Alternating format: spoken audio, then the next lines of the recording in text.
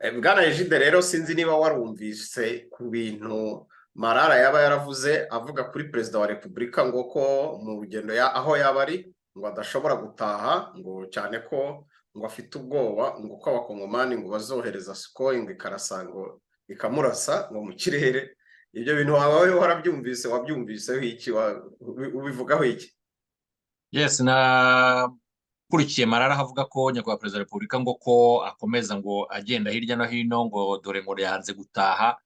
Biratangaje nyine kubona ko umukuru w'igihugu nk'uku nguku uba ufite rwose navuga ko ni nk'agasuzuguro kaba gakabije, kuko ubusanzwe umukuru w'igihugu ntumenya ryaragenda ntumenya ryaragaruka, kubera ko ntabwo uri muri protokole y'igihugu, nta nubwo umuntu aba ashinzwe security ye.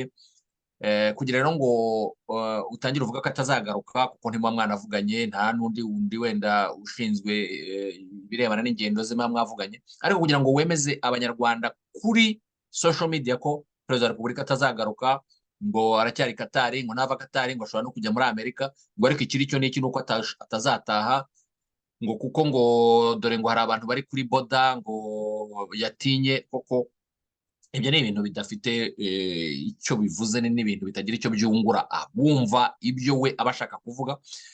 Hanyuma noneho ubu ngubu ndagira ngo nyine tubwire abantu ko mu Rwanda hari Global Summit iri hari.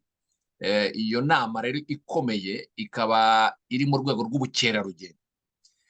Kugira ngo abantu babyumve neza, ubu magingo aya perezida wa repubulika yicaye muri iyo nama. Iruhande rwe hari Samia Suluhu, perezida wa Tanzania. Urundi ruhande hari visi perezida w'igihugu cy'u Burundi, hari n'abandi bayobozi. Ni ukuvuga ngo mu by'ukuri perezida wa repubulika ari mu Rwanda. None se iyo uvuze ko atazataha, icyambere ni ibigaragaje ko wowe ubeshye ko atazataha. Ni ukuvuga ngo urimo uragaragaza nk'umuntu uzi aho ari na gahunda ze ntazo uzi. Umuyobozi w'igihugu ari mu Rwanda, urumva preve ngiyo. Noneho umuntu urabona nk'aha ngaha mu kiganiro kimwe hajemo ibinyoma birenze 4-5.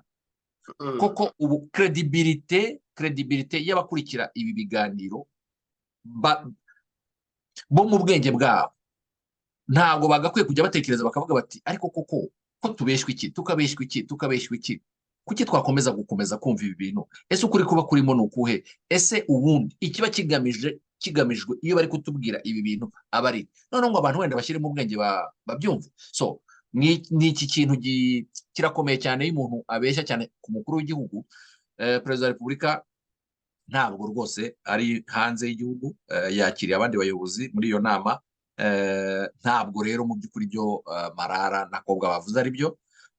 Abo dukebura ni mwebwe mukurikira ibi biganiro, cyane cyane urubyiruko, kuko abakuru bazi ukuri, ariko urubyiruko mukurikira mukabikurikira buhumye, ni mwebwe tumetangarde. Birababaje cyane kubona umuntu nka Marara atangiye nawe gucurika umutwe nka Nahimana. Ni ibintu bitangaje cyane.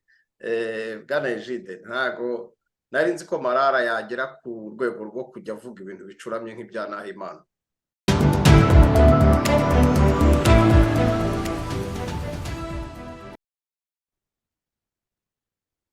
Reka tubahe ikaze ku Gicaniro TV, tunabahe ikaze kuri Rwanda Nordic TV. Nge muri kumwe nitwa Gateto Olivier, nkaba ndi mu gihugu cya Denmark mu mujyi wa Copenhagen. Imbere yanjye murahabona Egide Ruhashya. Egide Ruhashya, ikaze mu kiganiro.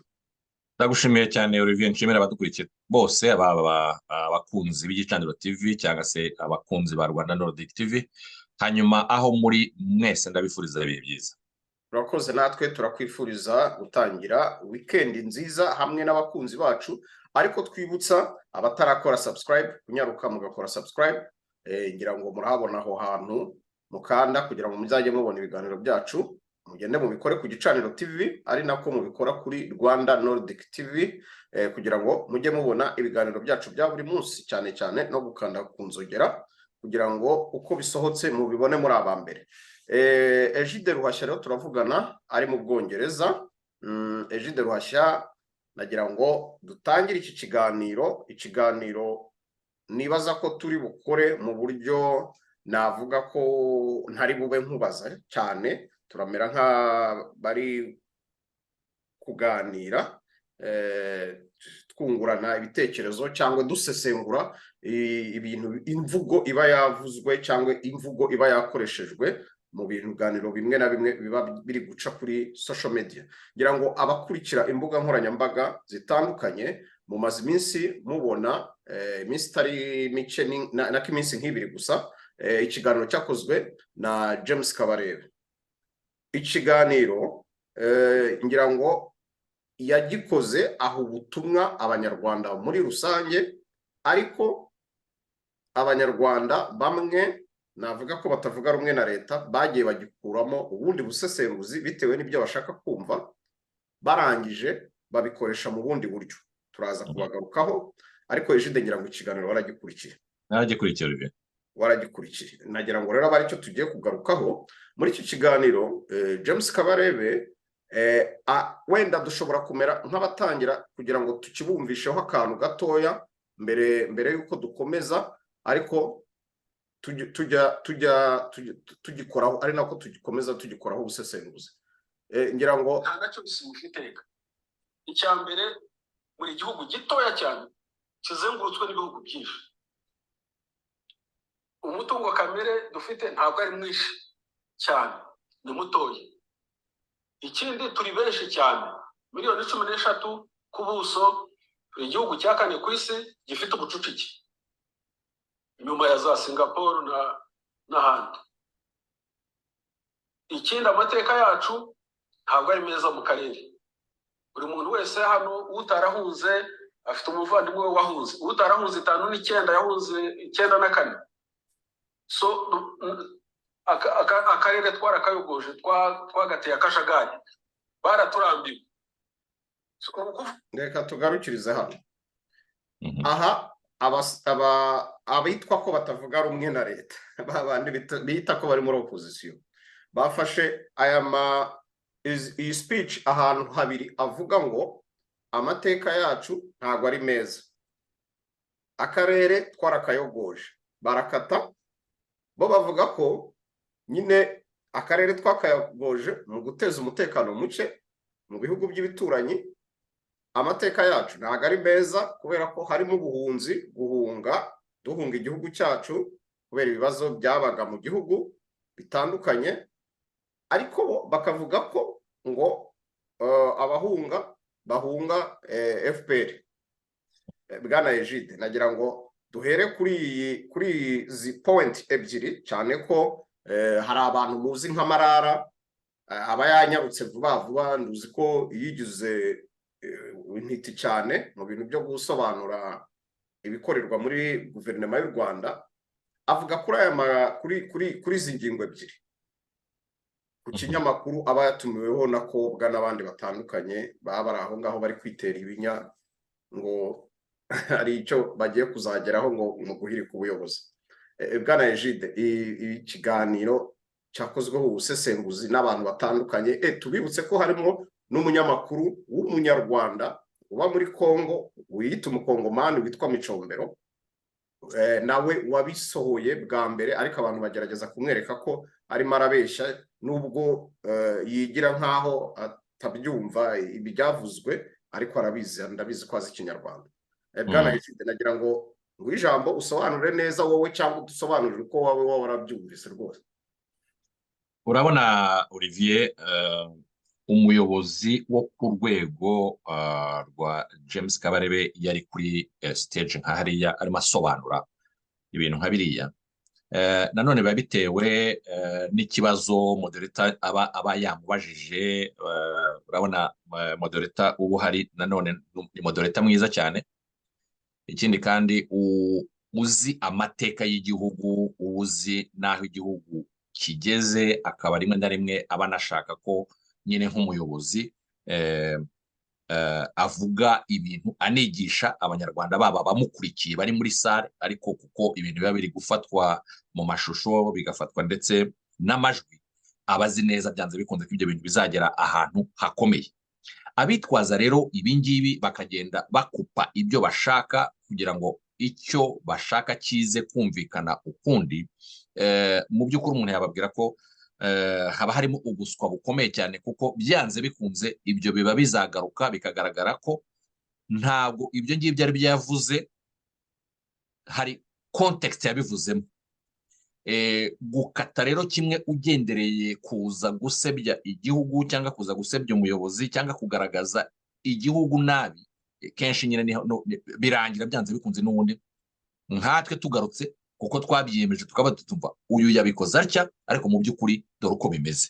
Ni nayo mpamvu wanje gucishamo iryo jwi rya General James Kabarebe kugira ngo abantu bumve uko yari yabivuze. Ikindi, umuyobozi nk'uriya ari kubivuga abivuga abicamo yihuta. Kubera iki? Kubera umwanya aba afite hariya kandi yifuza kuvuga byinshi bishoboka. Iyo abanje kuvuga rero ati igihugu cyacu ni gitoya, ariko ntabashatse kuvuga ko tutakijyamo, ntabashatse kuvuga nka bya bindi byavuzwe kera ko amazi yakuzura agasendera. Aravuga ati no, igihugu cyacu ni gitoya, 26338 km², nicyo gihugu cyacu. Ariko igihugu cyacu uko byagenda ko ariko kose, even nayo mateka, avuga ati abantu barahunze muri 59, abantu barahunze muri 94, ahubwo twanakongeraho n'abagiye bahunga muri za 73, kuko ama-evenema yose yagiye aba mu Rwanda yagiye atuma abantu bahunga.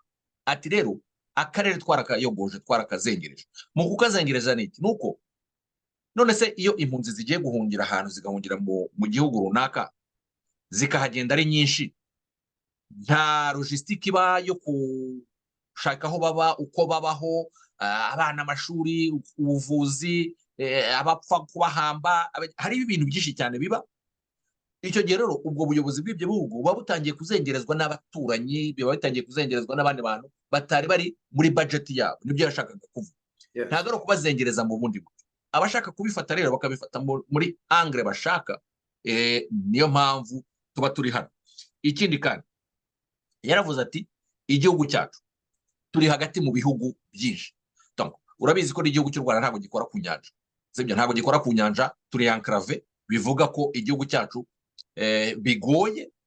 Twishyura ibintu byinshi mu kugenda, twishyura ibintu byinshi bitugeraho. Igihugu cyacu dutanga amafaranga menshi, bityo ntabwo twaba tungana n'ibihugu bikora ku nyanja ku bintu byerekeranye n'ibiguzi. So hanyuma kandi turi na benshi mu gihugu, avuga ati miliyoni zirenga 13 turi muri ka gahugu.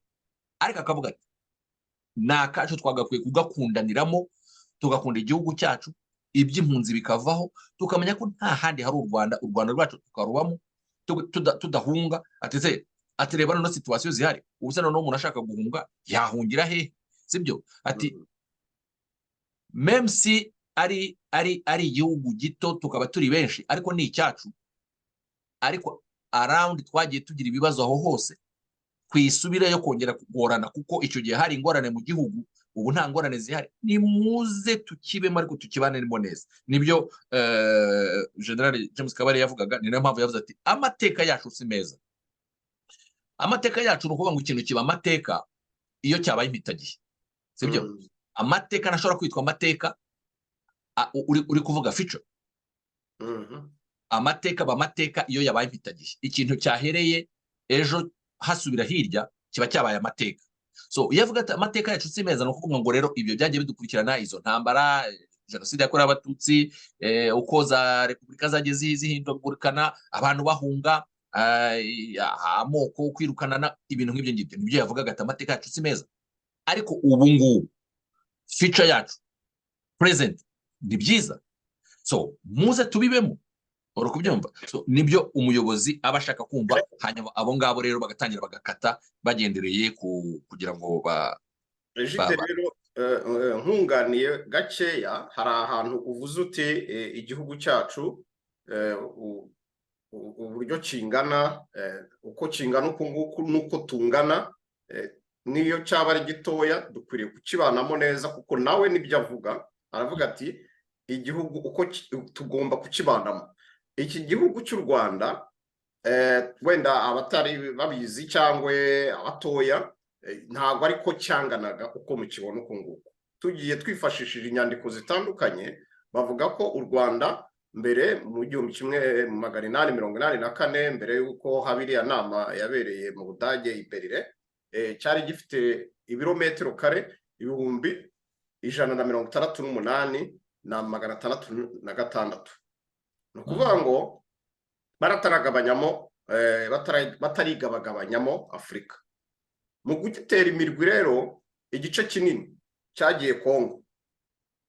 Nuko rero twisanze dusanga dufite turi ku birometero 26,338. Ni ukuvuga ngo igice kinini gifite ibirometero 124,553 cyagiye ku gice cya Kongo. Ni naho abanyarwanda bisanze benshi bavuga ikinyarwanda. Noneho ikindi gice gifite ibirometero kare 17,000 kisanga i Bugande. Ni naho nanone uzumva hari abanyarwanda bavuga hari abagande bavuga ikinyarwanda. Ubwo nagira ngo wenda dusubire muri ya mateka nk'uko wabivugaga. Uzumva bitwa Bafumbira, uzumva bafite n'ubwami bwabo, na Kongo nuko bafite ubwami butandukanye, bose bavuga ikinyarwanda. I Buganda hari n'ubwoko bwitwa abanyarwanda. Hari n'ubwoko bwitwa abanyarwanda muri Kongo. Ubwo turagira ngo tubwire wenda abantu batazi ibyo bintu cyangwa batazi aho biva, hari n'abazatwunganira baturusha ayo mateka cyane. Ugiye Tanzania wambutse ahitwa za Karagwe, za hehe, hari abantu bavuga ururimi rw'ikinyarwanda kandi ari abatanzania kavukire. Ibi na Nyerere yagiye asobanura ibintu byinshi bitandukanye kuri ibi biganiro. Ibi ngibi turabigarukaho, ariko bibaye ngombwa ko tubigarukaho. So habayeho rero ya mateka tugarutse inyuma James Kabarebe bavuga muri 59 niba impunzi zihunze z'abanyarwanda kubera amateka bya bindi twavugaga, habayeho gutwikira abatutsi, barahunga bajya mu bihugu bituranye. Bamwe baragenda baranatura baguma ni Bugande. Ibi rero na Marara bigarukaho, avuga ko ngo James Kabarebe yitiranyije ibintu, hari impunzi zitekanye zimeze neza, ngo ahubwo leta iriho ngo ariyo ngo yagiye kuzibuza ngo umutekano. Ibi nabyo turabigarukaho, ariko muri izo mpunzi avuga ni iz'94 turagaruka tubyerekane. Noneho Marara akavuga ko ngo impunzi zo muri za 59 ngo zagize uruhare ngo mu kubohora ngo ibihugu bitandukanye mu bwigenge butandukanye bwo mu bihugu bituranye. Kubyemeranyweho wenda ibyo ngibyo ko byagiye biba mu buryo bumwe cyangwa ubundi, ariko ni na bya bindi byo gukoresha impunzi ziri mu gihugu cyawe kubera ko nta yindi choice zifite. Urumva, nabo nta yindi choice bari bafite, nta kindi kintu bagomba kuvuga. Urumva, bivuze ko rero ni amateka atoroshye abantu batakagombye gusubiramo. Nicyo James Kabarebe bagira abantu tubyumve uko yashatse kubisobanura, abantu bo kubyumva uko Marara n'abakobwa n'abandi batandukanye ba Micombero n'abandi benshi cyane bashaka kubikoresha. Ibi agaruka kandi kuri 94. Egide nagira ngo wenda aba ariyo tunyaruka tubivugeho, abantu bajye bumva wenda n'abatoya babyumve. Impunzi z'94 aho zabereye special cyane ku gihugu cya Kongo, zikaba n'umuzigo, ari nabyo James Kabarebe bavuga ati turi umuzigo ku bihugu bituranye. Zaragiye 94, murabizi impunzi nyinshi zari zirimo abasirikare bo kwa Habyarimana, harimo interahamwe zivanze n'abaturage, bafata abaturage ku ngufu barabashorera barabajyana. Kandi abo baturage bari baramaze gutozwa, barababwiye bati inyenzi zimeze gutya na gutya, ntago ari abanyarwanda, ni abagande baje kubambura igihugu cyanyu, niba bafata barabica. Ibyo babicengeza mu matwi y'abantu ku buryo n'uwahigwaga yisanze ashobora guhungana n'interahamwe yagera no muri Kongo noneho akicwa kandi yari yarokotse. Ibyo ni amateka, ni ibintu byagiye biba. So aho bageze rero nibyo bya bindi James Kabarebe yasaga nk'ugarukaho avuga ati amateka yacu si meza. Bahageze aho kugira ngo bitware neza mu gihugu cyabo cy'abandi, nk'uko impunzi zo muri za 59 zagiye zigerageza kwitwara neza mu bihugu bitandukanye, n'izitandatu na kangahe, bakagira uruhare mu kubaka ibyo bihugu. Ngira ngo baragiye barakora, imishahara yabo pension bamwe na bamwe ntibazibonye, barataha barazireka. Meruka hari ubwumvikane hagati y'igihugu cy'u Burundi n'u Rwanda, ariko sinzi aho byaje guherera ku bijyanye n'amapension. Ibyo byose ni amateka.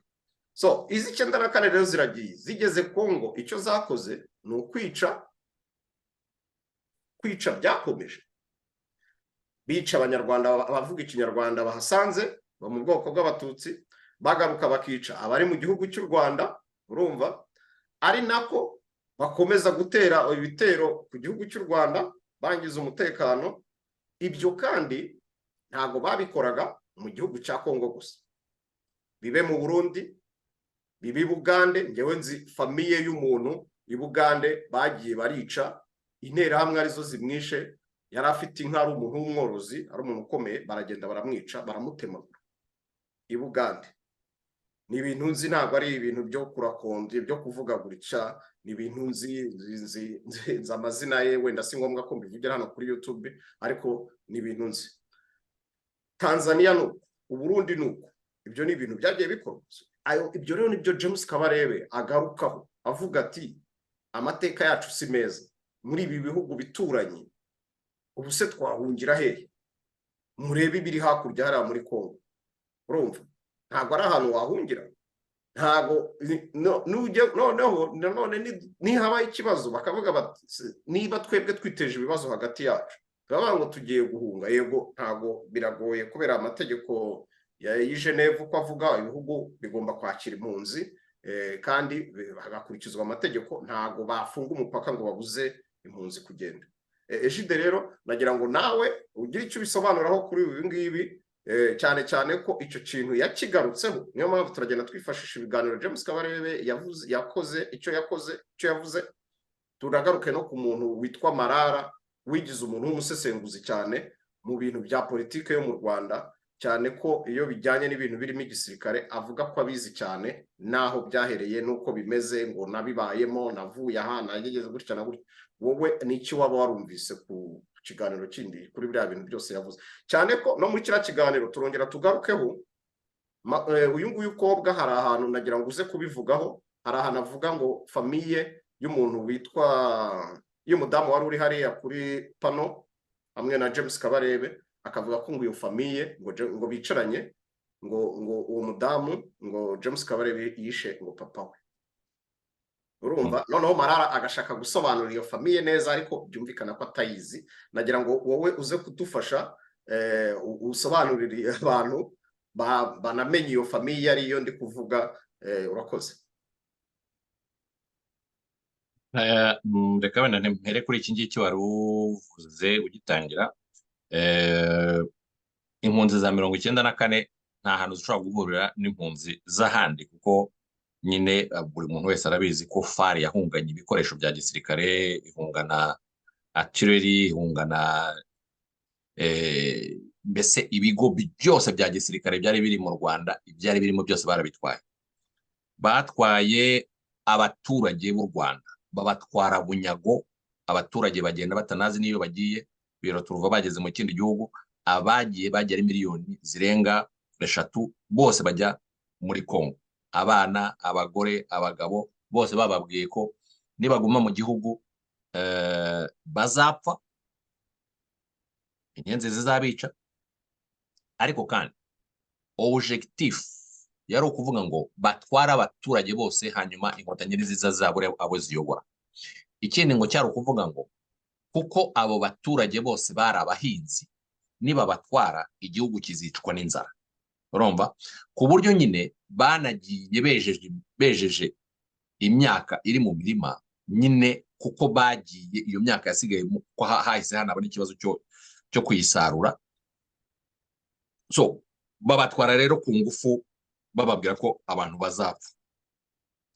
No kuvuga ngo ibyo ni ibintu byari bikomeye cyane ku gihugu, ariko bagiye ku bwinshi, bagiye bafite intwaro, no kuvuga ngo ni danger ku gihugu mu gihe baba bagarutse. Hanyuma kandi bagiye badeturuje n'ibyakagombye kugirira abasigaye cyangwa baje akamaro. No kuvuga ngo badeturuje amazi, nta robine nimwe ashobora gufungura ngo izanemo amazi. Bagiye kuri za centre hydroelectrique zose baradeturiza, barazica kugira ngo yaba umuriro yaba amazi utaza kuba mu Rwanda. Bagiye bashenye ibitaro n'ibirimo byose kugira ngo inkomere, abarwayi, mbese uwashaka ubuvuzi ari we wese atabubona. Abadokiteri bagiye, ariko kandi noneho n'ibikoresho ntabyo, naho kubikorera ntaho. bagiye bishe iterambere ryose kugeza kuri radiyo y'igihugu barayishenye, bashenye ibikoresho biyigize, ibintu byose byemeta amajwi byose barabitwara. Batwaye ibikoresho byose byo muri za minisiteri, bavuga bati nta kintu turi bubasigire kugira ngo nabo ubuyobozi mu buryo bwo kwiyesitara buzabagora. Ibyo rero nyine bitandukanye n'ibyo umuntu yagakwiye kuba avuga ati impunzi ntabwo ari ukuwundi impunzi igenda. Hanyuma nyine nanone iyo twagiye tubivuga mu biganiro byacu byagiye bishira, byagiye bihita, n'ababakiriye babakiriye babemerana n'ibyo bintu. Ubundi ntibibaho, nta muntu wemera impunzi ko zijya ku mupaka hanyuma kandi zifite n'ibi bikoresho. Ibirebana rero n'Amarara na Kobwa. Kobwa kuba yavuga ati Kabarebe ngo yishe ise buriya mwana, Dr Akingeneye Emmanuel niwe se wuriya mudamu wari uhari. Uriya mudamu nyine yitwa Irene. Marara yagerageje kugaragaza nkaho iriya famiye yizi. Irene ntabwo ari we mukuru kuri Claire. Irene actually muri uriya muryango niwe mutoya, niwe bucura.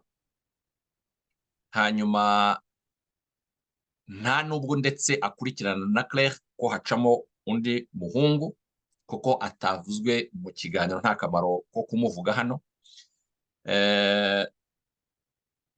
Claire rero we ntabwo uko yumva ibintu atandukanye cyane n'uriya murumuna we. Uriya murumuna we aba mu Rwanda, akora mu Rwanda, ariko Claire muri uriya muryango niwe muntu udashobora gukandagira mu Rwanda. Niwe muntu ujya uba muri guverinoma ya Thomas Nahimana. Niwe muntu ujya uba umutumirwa wa Musabyimana Gaspard. Niwe muntu nawe ukivuga nk'ibyo bamarara bavuga ko indege yaba yararashwe n'inkotanyi, akaba ariyo mpamvu kubwo yavugaga ngo yamwice umubyeyi. Ariko uriya mudamu wumvaga ko ibyo bintu nta kibazo abifitemo, kuko bageze aho buriya bamenya ukuri, kereka uwatsimbaraye akaba yaragumye kwizima, akaba ari uwo Claire, akaba ari ujya rimwe na rimwe gutangaza ibyo bintu avuga ko ahubwo ngo azajya no mu zindi nkiko ngo zikomeye, ngo kuko uribuka ko ubundi ikibazo cy'indege cyabaye close kabisa, ntabwo kikigira icyo kikivugwaho kuko bafunze iyo dosiye. We rero icyo gihe bamubazaga uko bizagenda, avuga ko ngo bazashakisha ahandi hantu ngo izindi nkiko zabyutsa iki kibazo. Banamubaza ahubwo ngo no ku bibazo birebana na assurance y'indege n'abari bari mu ndege, agerageza nabyo kubisobanura. So icyo rero nshaka kuvuga hano ni iki, nuko burya inda ibyara Mweru na Muhima. Claire afite uko abyumva, nakoze ikiganiro mbisobanura.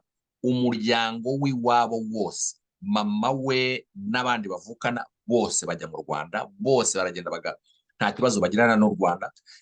Uriya watuyeyo niho akora, ariko Claire we wenyine mu muryango akaba ari we wagumye kwizima. Ntabwo rero Marara ibyo yavuze ari byo, ntabwo ari kuri abakurikirana, nta nubwo uburyo yabivuze ari byo.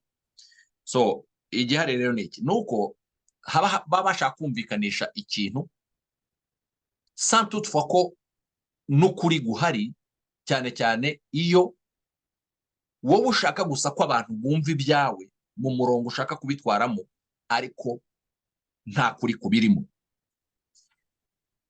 Gufata umudamu nkuriya, kuko ari uriya mudamu, ari umugabo we, ni abantu umuntu azi, ni abantu bari mu Rwanda, bakora mu Rwanda, kandi nyine nk'uko yabivugaga akaba akora iby'igihugu cyamushinze. Ntabwo navuga ngo arikorera, kuko umuntu wese arakora, hari uwikorera, hari n'ukora akazi ka leta cyangwa se akazi gafitiye abandi banyarwanda akamaro. So we rero nibyo yavugaga, kuba rero afite inshingano mu gihugu yahawe kandi akaba ari kuzikora neza, ni ibigaragaza ko uwo muntu nta kibazo na kimwe afite. Ariko nawe yavuze ati nyine nk'uko bijya bigenda ahantu hose ushobora kuhasanga ikibazo. Wumvise ko Christophe Barore agerageza kumubwira, undi akavuga ati mbona atari na byiza kuba umuntu yanabivugira, ariko nyine bibaho. Hari abantu b'abanyarwanda nk'uko James yavugaga, General James yavugaga, avuga ati tubane neza nyine. ahari abantu hanuka uruntu. buriya uriya mudamu ashobora kuba hari aho yagize just kubera ko bumva ko ari umukobwa wakingeneye, ntabwo witaye kumenya ukuntu ari aho, ntibitanye ni kumenya n'icyo akora, ugasanga hari abamujomba udukwasi batitaye kumenya n'ikindi kintu, akaba ariyo mpamvu yensiniwe kariya kantu. Bitewe n'iki? Bitewe n'uko nyine abanyarwanda tukigendera kuri bya bintu byacu bya kera.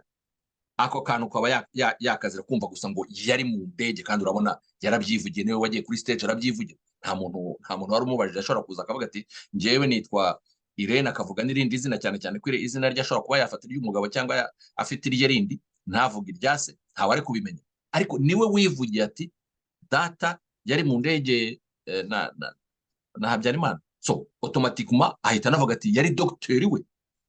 Ubwo rero abagiye babimenya mu bihe bindi, bitewe n'aho agiye, bitewe n'ibyo akoramo, ubwo nyine hari abagiye baca inyuma, ugasanga abanyarwanda kumwe duteye bagiye bavuga utuntu ibintu bidafite n'ikintu bimaze. Ibi rero kenshi usanga hari abandi bantu bashobora kubigwamo muri ubu buryo, kandi mu by'ukuri nta kamaro, nta n'icyo byatumarira. Impunzi General Kabarebe avuga zo muri 59 n'ibyo waruvuze ko bagiye bakaba baragize uruhare mu bindi bihugu. Burya hari ibintu ukora kubera ko washatse gufata iyo nzira, no kuvuga ngo numvishe nkunze igisirikare, nkinjiyemo icyo gisirikare, ngiye kugikora, hanyuma nkaba ntegereje rwose no kuzazamuka mu ntera, ndetse nyine nkazagira n'akazi nkora kajyanye n'icyo gisirikare. Ariko hari abakoze icyo kintu bitewe n'uko baraje mu Rwanda, impyisi zirabariye hariya mu Kagera, zatsetse zirabariye, zirabamaze, nta hantu babahayeho kuba, nta buvuzi, nta shinge na rugero, bagasubirayo. Obota akaba arabafashe, akaba arabishe, noneho bakavuga bati turi mu cyeragati, mu buryo bw'ubuzima bwacu nta handi dufite. Ahantu hari inzira ni iyi bresh yonyine, iyi bresh reka abari twinjiramo, iyi bresh ni tuyinjiramo turahinguka. Bayinjiramo bagahinguka he? Bagahinguka kwa Museveni. Urumva bigahura nuko Museveni nawe ashaka abasirikare, abantu bakavuga bati aha niho hari ubuzima honyine, nibura niho hantu batari kugukirana ngo bakwice. Noneho ukahaba nk'umusirikare, ukarwana iby'Imana, ukagera ku ntsinzi. Urabyumva? Ariko bidatuma uvuga ngo intsinzi nyigezeho, reka nicare ntuze. None se ababyeyi bawe, none se ko wagiyemo wenyine kandi ugira abo muvukana, ugira umuryango ndetse n'umuryango mugari, none se bite byabo? None se bo baracyameze nk'uko umeze niba wowe ubonye agahenge? Ntabwo bigeze bibagirwa umuryango wabo, nta nubwo bigeze bibagirwa igihugu, kuvuga ngo reka tudamarara ahangaha twigumira ahangaha, reka da. Urumva? Niyo mpamvu bagumanye cya kintu cyo kuvuga ngo actually iwacu ntabwo ari ahangaha, iwacu ni hariya. Kandi tujye twibuka ko ntabwo ari ibintu bavuze ngo mureke duhite dutera, bagiye muri za negociation. Ariko mwarebye ukuntu rwose mutureka natwe tukaza ko mubona natwe turi abanyarwanda, inzo negociation nizo zanze. Iyo zanze rero bagiye babisobanura kenshi ukuntu byagiye, kandi nyine birananditse, biri document. Amasezerano aho bagiye bahurira inshuro zose ukuntu byagiye bigenda kugeza igihe byanze, no baravuga bati mureke tubabwire ururimi bumva. Ururimi bumva rero batangiye kuruvuga tariki ya mbere Ukwakira 1990, akaba ariho biza bikagera ubu ngubu. Urumva?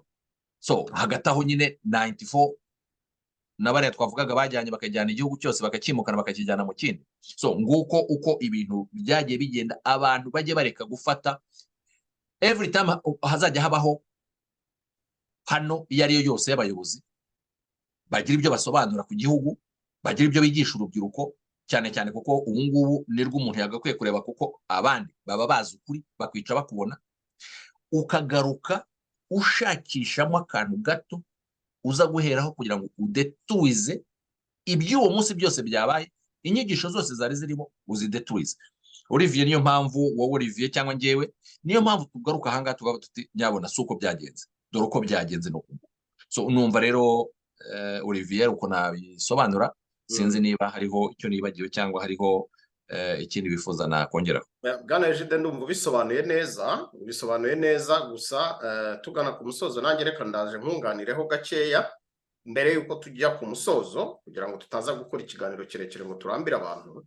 Hari ikintu wavuzeho uvuga uti imyaka barayitaye kubera ibyo bari bigishije abaturage, habaho n'ikibazo cyo gusarura. Nagira ngo twibutse abadukurikiye mbere yuko njya ku yindi ngingo ko ari nabwo buryo uyu musore cyangwa uyu mugabo umaze gukura Marara, ari nabwo buryo yaje mu Rwanda.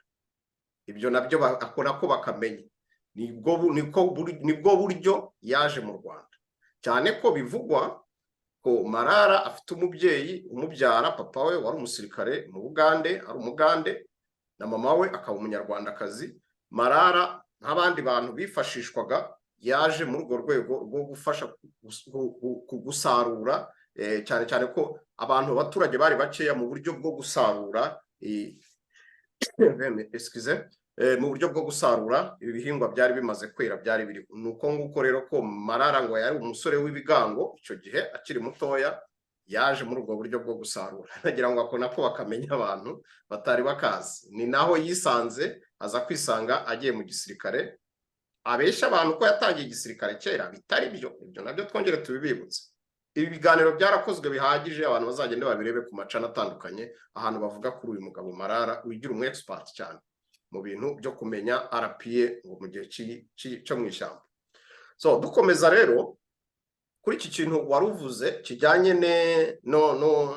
n'ubuhunzi, hari akantu nagira ngo mbe nk'ukagarukaho, kubera ko ku kintu kijyanye n'ubuhunzi wavuze ko bagiye bamwe ku rugamba nta yidishuwa bafite. Nagira ngo nibutse n'abantu uburyo ki abantu bazadufasha babibayemo, barahari bakuze benshi batandukanye. Impunzi zakiriwe muri 59 n'izakiriwe 94 uburyo zakirwagamo. Abizi Burundi bavuga ko babafatiraga ku manota menshi kugira ngo ubashe kujya kwiga mu mashuri ukomeze ujye hejuru, pa raporo y'abenegihugu. Urumva icyo ni kimwe. Abizi Bugande barabisobanura, urumva, kandi ibyo byose babiciyemo, barangiza bakabasha no kugera ku nzego zo hejuru, ku buryo bamwe bageze no mu nzego zishobora kuyobora. Bikaba ngombwa ko bahindura ama identity yabo, bikaba ngombwa ko banashakana n'abo wenda batanakunze kugira ngo babone ubwo bwenegihugu. Tugaruke wenda kuri uwo mubyeyi wa Marara n'ubwo tubivuzeho. Urumva ibyo byose ni struggle baciyemo kugira ngo babashe kuramuka. Nubwo abi 94 bahunze bakakirwa kwa pare wabo Mobutu, ntabwo nabo bakiriwe neza, babyibuke. Nubwo babakiriye umupaka ufunguye neza, ntibabambura ibyo babambura ibikoresho bya gisirikare, ariko babambuye utuntu twabo twose bari bafite. Abaciye za Goma, za Buhehe barabyivugira, bavuga ko babakuyeho ebana amafaranga, ibiki n'akamatora n'ibice bakongomani barabibamba. So rero ikirero nicyo James Kabarebe bashaka kubwira abantu bumve how serious is guhunga icyo ari cyo. Noneho akabwira ati mwebwe mureka babatanya, ahubwo murebe ubumwe bw'Abanyarwanda. Ari narwo rugero uriya mudamu yatanze, avuga ati ngewe data yari mu ndege hamwe na Habyarimana. Ubu ngubu ubwo umuntu ufite ubwenge ahita yumva James Kabarebe yari ku rugamba arwana n'iyo guverinoma, ariko ubu turicaranye. Hari ubumwe n'ubwiyunge burenze ubwo ngubwo Bwana Egide? Oya, ibyo ngibyo ni nabyo narindi kuvuga nti kuba ari hariya kuri pano nk'iriya, sibyo? Ubundi bagakwiye guhita ubwabyo buri wese yisobanurira atarinze no kugira icyo avuga. Urumva ni ibintu igihugu cy'u Rwanda nicyo usanga hari n'abayobozi bigeze kubaho barwanya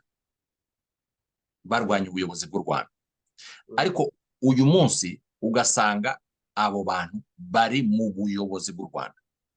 Urumva nta handi hantu biba.